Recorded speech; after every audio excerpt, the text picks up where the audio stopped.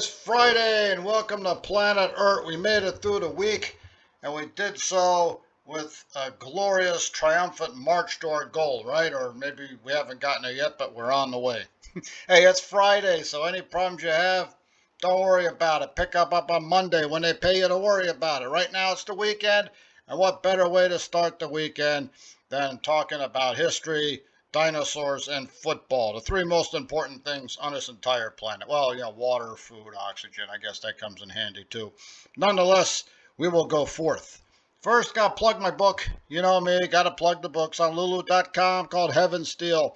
If you like A Quest for a Sword and Epic Battles, this is for you. If you buy it, hey, I get $1 and I can make a down payment on a cheeseburger. Have you seen the prices at McDonald's lately? I usually don't go there, but I just every now and again.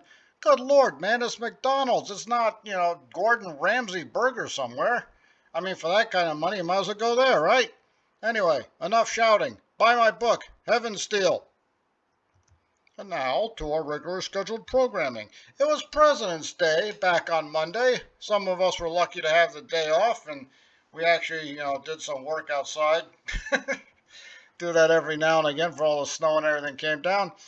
And so I stopped to think, who would be our best president? And it's hard to compare different eras, because different challenges, different things happening in the world. So I went century by century. And best of the 18th century, I mean, you can't beat George Washington. Of course, his only competitor would be John Adams for the 18th century, but it doesn't matter. George is still going to win. I mean, the man was in the 7 Years' War. He was in the Revolutionary War, led us there. First president, took care of the Whiskey Rebellion right down the road over here. And just an overall good guy. I mean, you could not find a better leader. George Washington, number one, not just for the 18th century, but maybe all time. Like you said, he was a warrior, man. This guy was up close and personal. Over there when Braddock was getting shot on the other side of the road over there, he's the guy that took control, got everybody out. Of course, he knew how to do this since he screwed up the year before, but hey, you learn from your mistakes, right? And then there's the Revolutionary War, always in the middle of everything. If you were a tailor trying to make money during the Revolutionary War, just follow George Washington around. He constantly had holes in his uniforms. The British tried to gun him down. They couldn't hit him. He was convinced God was protecting him. And I'm going to be honest with you, it's kind of hard to argue about that. Had tons of horses shot out from underneath holes through his uniforms. I even saw a letter he wrote to his brother saying the sounds of bullets whistling past his ears was such a sweet sound. Wow, this guy, peacetime is anathema to him. But George Washington, I mean, we talk about what kind of a warrior he was. He really was, man. I mean, this picture of crossing the Delaware with the ice might be slightly exaggerated, but he's out there when it was cold on a boat to lead an attack against the Hessian mercenaries in the middle of New Jersey in December. I mean, say what you will. I don't see anybody in the Pentagon today leading a charge into any Afghan valleys, do you? What if George Washington was running today in 2024, man? You ever thought about that? That'd be an interesting campaign, wouldn't it? That's what it would look like in a somewhat modern setting. Yeah, that nice, honest-looking face. Of course, most politicians try to look honest, right? Yeah, I thought so. That's what it would look like if he was running in 2024. So after 18th century, we got the 19th century. Who's number one for that? Hey, man, another no-brainer. It's got to be Abe Lincoln. I mean, the guy was dealing with a civil war, trying to keep the country from splintering apart. I mean, you had some good presidents there in the 19th century, but kind of hard to beat Abe. I mean, you had Grant afterwards, a lot of corruption there. McKinley did a good job, Spanish-American War. Say what you will about Andrew Jackson. He was nuts, but you knew where that guy stood. A lot of people don't like him, and I'm not a big fan either, especially there with the Trail of Tears. A lot of people point to Thomas Jefferson there, best 19th century. He did a good job. Kind of a holdover from the 18th, but here he was in the 19th. But you didn't have to contend with a civil war either. So Abe Lincoln did it. He held it together. Man with next to no military experience. A lot of failures in the beginning. He was convinced he was going to lose the election in 1864. He wins the Civil War, reunites America, got shot in the head. Yeah, some people just, not grateful for anything. Abe heading into battle. See, there he is, just like George Washington. Authentic photo. It's on the internet. It's got to be true, right? Okay, maybe he wasn't there on the front line like George, but like I said, different era. In that era, you can't really lead from the front like Alexander. The battles are too big. Civil War generals were on the battlefield, just not at the very front because they had to drop back to watch everything happening around them. And quite a few end up getting killed. So, again, different era. Abe, his only military experience, he served in the militia in 1832 Black Hawk Uprising back in Illinois. But like again, it's not the kind of guy who has to leave from the front because you've got Meade and Grant and Sherman, all those guys that do it for you. And plus, they pretty good idea what they're doing. Yeah, this was an interesting movie I remember seeing.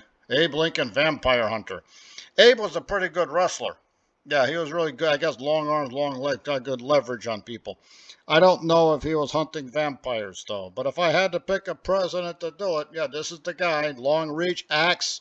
Yeah, not a guy you want to run into if you're a vampire. Alrighty. What would he look like he was running today? There he is, in modern dress. I don't know what it is. He still looks like he just walked out of the 19th century. Some people just look like they belong in a particular era, and that's just where they're going to stay, I guess. 20th century, who are you coming up with? Who are you thinking about? Yeah, I got some competition, but I got to go with FDR on this one. Yeah, we had his cousin Teddy Roosevelt, early part of the century, got the country off to a good start for the 20th century. Ike was pretty good. He got things done, very quiet, avoided a lot of stuff because he knew what he was doing. Some people point to Ronald Reagan. Some people say JFK, but he wasn't around long enough. The Reaganites always happy because he pulled the United States out of the late 70s recession. He didn't do it. Everyone else working did, but he put some policies in place to make it happen.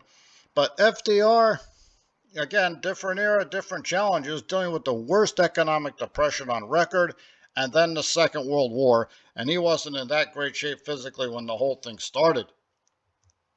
So he leads us to the Great Depression, the Second World War, another authentic photo. See, can't you tell? There he is, leading everybody through. Again, not going to lead from the front because, first of all, he's in a wheelchair, and secondly, the Second World War is just way too big, man. Those things of the general being out front, those days are over. Unless your name's Patton. So the New Deal in the Second World War is what everybody remembers him for. I'm not a big fan of government intervention in the economy, free enterprise capitalism here. But the Great Depression was so bad, somebody had to do something, and that's where the New Deal came up. All the public works and public projects and financial reforms trying to keep it from happening again. Did it actually work? I'm not really sure about that because, FDR shows up in 33 to get everything rolling. In 36, they had what they called the Roosevelt recession, which is pretty bad. You're in a depression already. And by 1939, it's still a depression. Everything still stinks, still high unemployment and everything. Then the Second World War comes around, and that pulled the United States out of the Great Depression because now everybody's got a job. I mean, you're either going to be in the military, the factories are starting up. You got people buying stuff in the factories, i.e. the government, because they need weapons and everything. So I think the Second World War is what really pulled the United States out of that Great Depression. New Deal's a good effort. Somebody had to do it. They took a shot at it. Certainly didn't make things worse. But the Second World War, that was what pulled us out of the Depression. And, the whole Nazism and fascism threat you had to deal with. Yeah, took care of that and maybe saved the world or just pushed its eventual destruction back a little bit. Hard to say. Kind of angling towards the latter lately. You don't think something like this takes a toll on somebody? Look at FDR over here at the Yalta conference shortly before he died. I mean, Churchill never looked good. That's just the way he looks, right? And, Stalin looks like he's getting his exercise in. But look at FDR, man.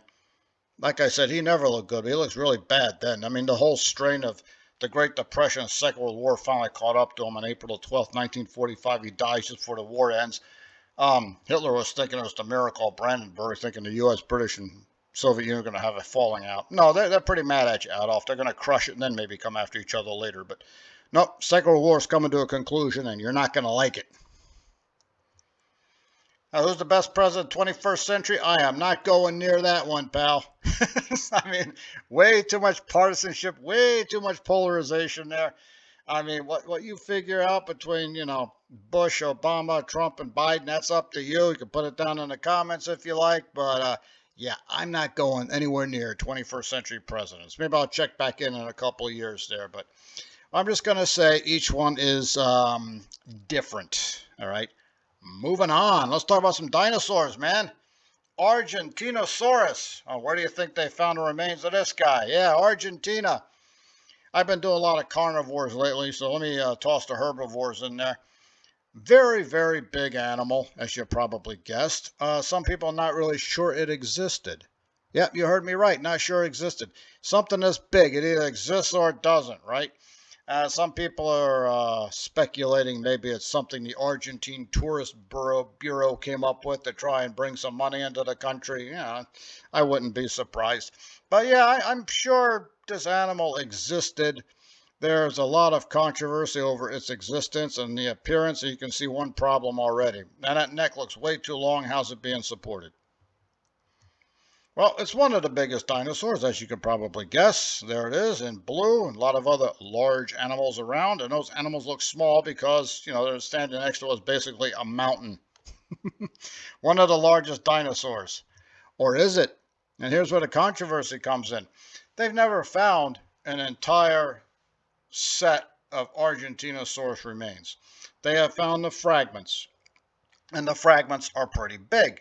And they extrapolate the size from the fragments here. Yeah, they can tell it's a sauropod, okay? And the sauropods have the same basic sort of body structure, so you got a basic idea about the appearance. Problem is the legs. How long is the neck really? No one's really sure. There's a lot of speculation. They're guessing because of the size of the vertebrae, necks and the tail's got to be so long. Some people say the neck is even longer, but they have no actual evidence to back that up. So all we know is a very large animal in Argentina.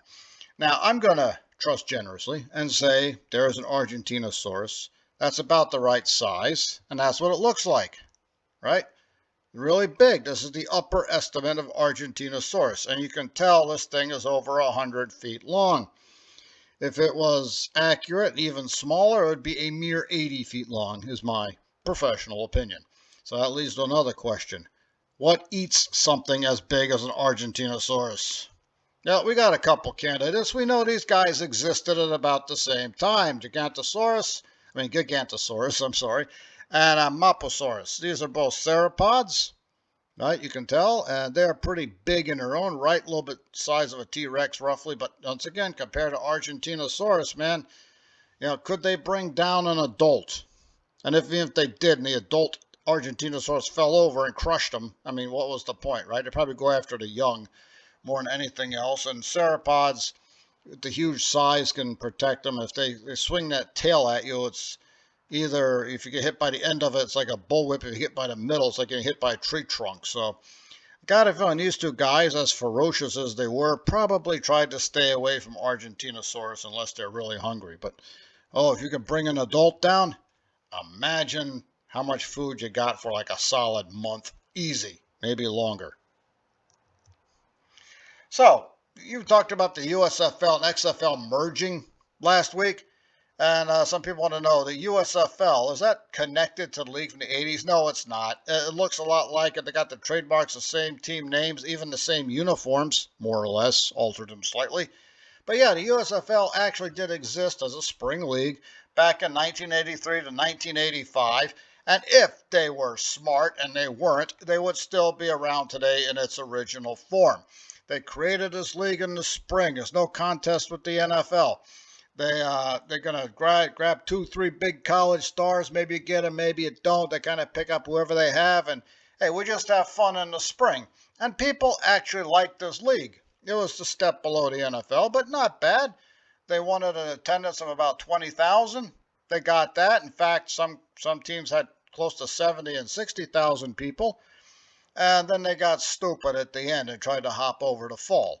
In 83, they had a good year. 84, they expanded to 18 teams. Then they got stupid, wanted to jump over to fall, had a lawsuit with the NFL. Technically, they won, but they got $3. So all sorts of instability. Shrank down to 14 teams in 1985. prepared to make the jump to fall and never got there. But those 3 years it was around in the spring, man, it was glorious. It was a legit league. People liked it. Had 3 USFL championships. Look at that up here. We got the Michigan Panthers and Philadelphia Stars. First time in Denver. Michigan won it 24-22. 84 down in Tampa between Arizona Wranglers. Look at that. Philadelphia Stars again. Philly wins it 23-3. Third one in 1985. Look, it's the Stars up there in Baltimore now. Going up against the Oakland Invaders, most of which were people from Michigan. So it's almost a rematch. Baltimore Stars win that one, 24-14. It was a fantastic thing. Look at the crowd back there, man. Lots of people watching, people having fun. They could coexist with the NFL, no problem. Like I said, if they didn't get stupid, this original version of the league would still be around today. But I like the current league too. I think it's still fun, and I'm glad they brought back some of the old logos and old teams. You know what? One team actually made money off this thing. Yeah, when the USFL started, they were hoping to become profitable in year 3 or a minor loss. And considering all the instability they had between year 2 and 3, minor loss was a major miracle. But the Denver Gold, this team actually made money. I have no idea how they did it. The first, second, and third year they had it, so this is one of the teams that voted against jumping to the fall because they're not going to take out the Broncos in the head-to-head competition. What they did, though, was they were considering, with the Tampa Bay Bandits, to withdraw from the USFL and create a spring league built around those 2 teams. It never happened. But say what you will about the Denver Gold, at least they made some money before the whole thing fell apart. And look at that black and gold. Yeah, sometimes if you look at it from a distance, you can pretend it's the Steelers. Hey, XFL back in 2001. Remember that? Yeah, I'm still trying to forget it. This is the XFL. Right, that was Vince McMahon over here. First time I heard about this thing getting established, I thought it was some kind of a joke. Then it turns out they were real. And then I was trying to figure out what kind of league are we looking at here. Are you going to run down the field and there's a guy waiting for you at the goal line with a folding chair? He's going to hit you as you're going by? I mean, you know, turns out they tried to make it happen. And they started off good and then it just kind of started fading away. After the championship game, they called it a big game at the end. You even heard Vince McMahon say, "See you next year," and then next thing you know, a month later, the whole league is gone. He pulled the plug on it. I mean, he lost $35 million. He says his broadcasting partner said a similar loss. So you know, it's his league. I guess he decided, you know, he didn't want to go bankrupt, but you know, it was fun while it lasted. Everybody remembers this one. He Hate Me. You know, it's one thing everybody remembers from the XFL, Las Vegas Outlaws. Then, in 2018, it's back again. Yeah, the XFL 2.0. Vince McMahon, he raises $300 million. He sold stock in his, what's he run again? WWE or whatever it's called. Yeah, the wrestling thing. And he says we got a 3-year commitment. We're ready to go. He says in 2018, going to launch in 2020. So everyone's happy.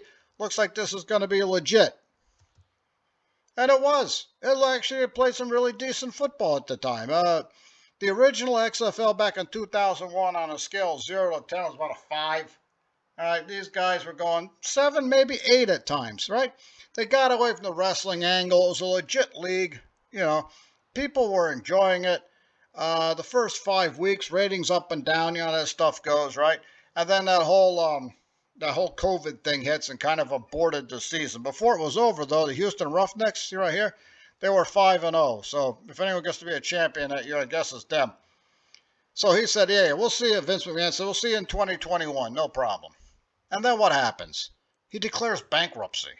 I'm not sure what that was all about. And I got this guy, I know, he thinks he knows everything. He doesn't know squat. He said, yeah, he's declaring bankruptcy so he can sell the league to himself at a much cheaper price. I'm like, how could he sell it back to himself when he already owns it, man? So anyway, he said 2021, and next thing you know, he declares bankruptcy. And that's where, you know, The Rock and Danny Garcia step in and say, yeah, it'll be 2022, 2023, we'll get it done. Okay, but, you know, Vince McMahon, I don't know what's up with this guy. The lights are on, but I'm not sure anybody's home, or somebody's home, but it ain't him, you know? But the USFL comes back in 2022. There was some other group who wanted to bring it back in 2008, and they just kept postponing the season every year to 2015 before fading away. I think somebody ran off with all the money.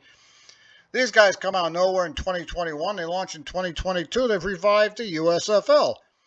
They've got the same team names. The uniforms are fairly close to what they were back in the 80s.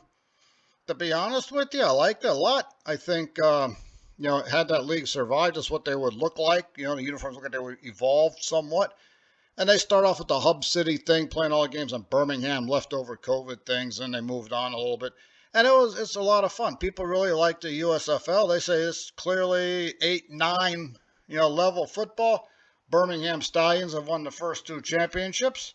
So people really like it. Tampa Bay got folded up and they brought in Memphis. And the Pittsburgh Maulers, they're playing at Canton. They switch over to black and gold the second year, looking more and more like a Pittsburgh team.